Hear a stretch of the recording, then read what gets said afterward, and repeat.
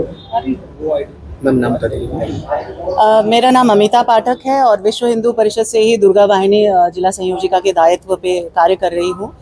और एक जो जिहादों की जो लाइन बनी हुई है, जिसमें एक और नया जिहाद जो हमारे सामने आया है, शिक्षा जिहाद, जो इंस्टीट्यूट के नाम पे, एजुकेशनल इंस्टीट्यूट के नाम पे, जहाँ पे माँ बाप का भी एक भरोसा बन जाता है कि बच्ची एक नई सलोन लाइन से हटके, ब्यूटिशियन लाइन से हटके एक नई लैंग्वेज सीखने जा रही है, जर्मन लैंग्वेज हो, स्पेनिश लैंग्वेज हो, और वहाँ पे जाके जब इस तरह की बातें सामने आती हैं, ये केस सामने आ गया तो हम आपके सामने प्रस्तुत कर पा रहे हैं। लेकिन कई बार केसेस ऐसे होते हैं, जब 18 साल से ऊपर की लड़की हो गई, वो केस भी हमारे सामने नहीं आ पाते हैं। कितनी लड़कियां मर जाती हैं, कितनी भाग जाती हैं, कितने कई बार ऐसी समस्याएं आ जाती हैं जहाँ पे माँ बाप सामने हम लोगों के आ जाते हैं और हम लोग इस मुद्दे को आगे बढ़ा पाते हैं। पर जब समस्या ही सामने ना आ पाए तो आप उसके विषय में क्या करेंगे।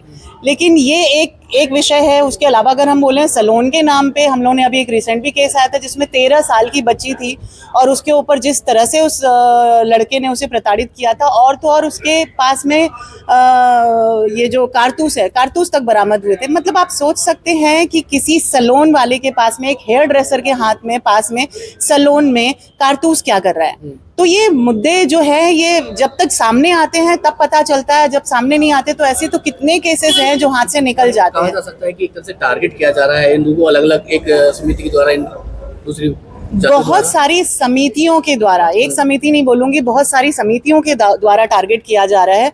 और पर्टिकुलर अगर मैं बोलूं, इनके पते ठिकाने मालूम पड़ जाते हैं। जब आपको मालूम पड़ जाता है एक ही जगह से 5-5, 7-7 केस आ रहे हैं, एक ही जगह पे लड़की बरामद की जा रही है, उस जगह पे कुछ नशों का व्यापार भी पता चलता है, इल्लीगल झुग्गियां हैं जहाँ पे बांग्लादेशी भी हैं, रोहिंग्याज भी हैं, तो उसके ऊपर सरकार को जब सख्त से सख्त कानून बनाना चाहिए और उसके ऊपर एक्शन लेना चाहिए। क्योंकि एक ही जगह से अगर बार बार केस आ रहे तो उसके ऊपर अगर सरकार कानून अगर इन्वेस्टिगेशन नहीं करती है तो ये विचारणीय विषय होता है। मैडम, आप एक महिला है, अगर बात की जाए इस केस में, ये आया कि जो लड़की है वो अपनी सहमति से वहाँ गई है, तो कितना कठिन हो जाता है कि इस चीज को क्लियर करना। देखिए, अगर माँ बाप को भी नहीं पता, जिन्होंने 18 साल बच्ची को पाला है, बच्चे के मुंह के एक्सप्रेशन से माँ बाप समझ जाते हैं कि बच्ची क्या चाहती है। अगर उस बच्ची को कभी माँ बाप के सामने ही नहीं लाया गया, माँ बाप जिसने 18 साल 19 साल बच्ची को पाला, वो माँ बाप किस तरह से बिलीव कर लें उस चीज़ को कि जो लड़की सुसाइड नोट लिख चुकी है कि मैं आत्महत्या कर लूंगी और मेरी मृत्यु का कारण ये होगा, अचानक से वो बच्ची ये बोलती कि मैं अपनी सहमति से उसके साथ शादी कर रही हूँ और माँ बाप को उसके बारे में संज्ञान भी नहीं है, माँ बाप से उस बच्ची को मिलाया भी नहीं गया, तो कैसे मान लें इस बात को कि किसी न किसी दबाव में ये स्टेटमेंट नहीं दे रही है बच्ची। क्या लगता है कि माइंड वॉश किया जाता है इस तरीके से? देखिए, ब्रेन वॉश, माइंड वॉश तो किया जाता है, ये हम लोग जानते हैं। क्योंकि 7 दिन अगर उस बच्ची को उस परिवार से या उस मुस्लिम समाज से अलग रखा जाए, वो बच्ची अपने आप अपनी बातों को पलट देती है। वो बच्ची धीरे धीरे उसको समझ में आता है कि मैं क्या कर रही थी, मुझे खुद होश नहीं है। ऐसे बहुत सारे केसेस हमारे पास में आए हैं कि जब वो लड़की छूट के वापस आती है तो वो खुद सरप्राइज होती है कि मैं कर क्या रही थी। तो जहाँ 7-8 दिन उस बच्ची को अलग उससे रखा जाए तो मेरे ख्याल से वो सारी चीजें दूध का दूध पानी का पानी हो जाएगा कि किस प्रेशर में आके उसने ये स्टेटमेंट दिया। तो कितना कठिन होता है, अभी किस तरीके से कार्रवाई की जाएगी कि ऐसे? आज आप सीपी से भी मिले हैं, क्या चाहते हैं, किस तरह से कार्रवाई होगी? देखिए, हम तो चाहते हैं कि इस बात का, जैसे मैंने बोला, दूध का दूध पानी का पानी होना अत्यंत आवश्यक है।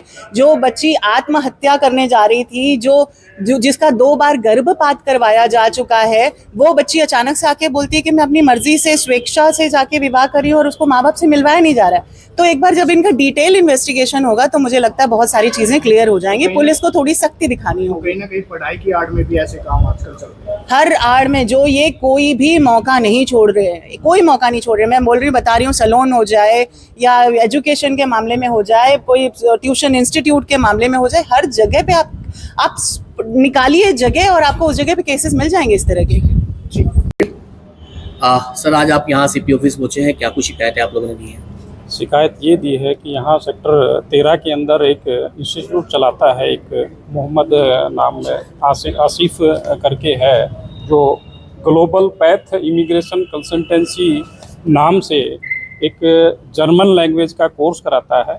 और कोर्स की आड़ में वो हिंदू लड़कियों को लव जिहाद का अंदर फंसाकर उनको जर्मन भेजता है या कहाँ कहाँ भेजता है, ये जांच का विषय है। लेकिन उसने एक जो संचालक है वही हिंदू लड़कियों को टारगेट करके उनको 2 साल तक उनका शोषण करता है, गर्भपात भी किया जाता है।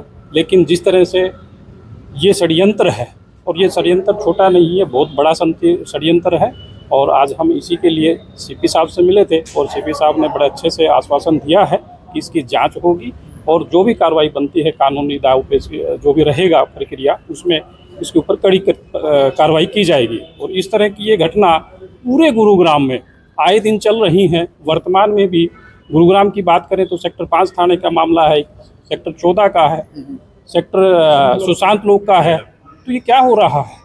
टोटली ये धर्मांतरण का एक खेल है जो एक जरिया बनाया है हिंदू लड़कियों को फंसाने का और उनको यहाँ से लेके जाने का और उसके बाद में इनको प्रताड़ित करने का, मारने का। आप आए दिन देखते हैं कहीं फ्रीज के अंदर मिलती हैं, कहीं ड्रमों के अंदर मिलती हैं।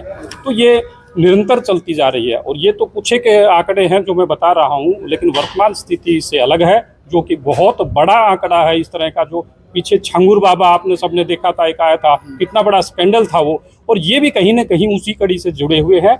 जिस तरीके से जर्मन लैंग्वेज के नाम पे बाहर विदेशों में भेजने का ये षड्यंत्र कर रहे हैं, जो ये संचालक है, सीधी बात है कि एक संचालन इस तरह से करता है तो ये बड़ा विचार का विषय है। कौन ये व्यक्ति है और कहाँ ये इंस्टीट्यूट चलाता है? ये आसिफ है और इसका भाई है जो कि डायरेक्टर है और चेयरमैन है। दोनों भाई हैं ये और यही संचालक है, यही आरोपी भी है। कहाँ से?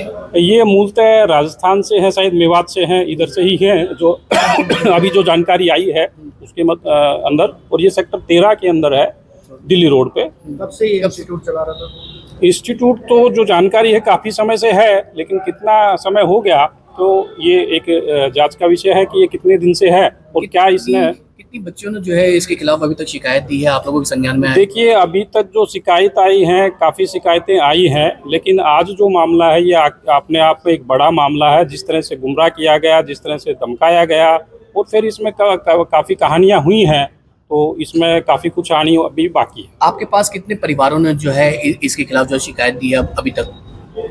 अभी गुरुग्राम के अंदर 4 से 5 ऐसी शिकायतें हमारे पास आई हैं, जिसमें एक ये भी है और अन्य भी इस तरह की चीज़ें जांच चल रही है, बातचीत आई है। तो उसमें जब तक हम पूर्ण रूप से वो ना हो जाए तब तक मैं नहीं कहूँगा, लेकिन इसमें काफ़ी कुछ और भी मामले मिलेंगे जो उनकी संख्या काफ़ी हो सकती है। सीपी साहब से मिले हैं, क्या कुछ शिकायतें आप लोगों ने अपनी तरफ से उनको आज दी हैं? सीपी साहब से मिले हैं और हमने बताया है कि ये जो मामला है, पूरा वाकया बताया कि भाई जिस तरह से ये लव जिहाद का मामला है, ये कोई ऐसे सामान्य मामला नहीं है। बच्चियों को गुमराह किया जाता है, एक संचालक ही जिस तरह से गुमराह कर रहा है उसके ऊपर सीपी साहब ने कहा भी है कि हम इसकी जाँच कराएंगे कि कौन है, क्या है और क्या क्या ये यहाँ पे हो रहा है। इस चीज़ की जाँच होगी और जो भी कानूनन कार्रवाई होगी इसके ऊपर की जाएगी।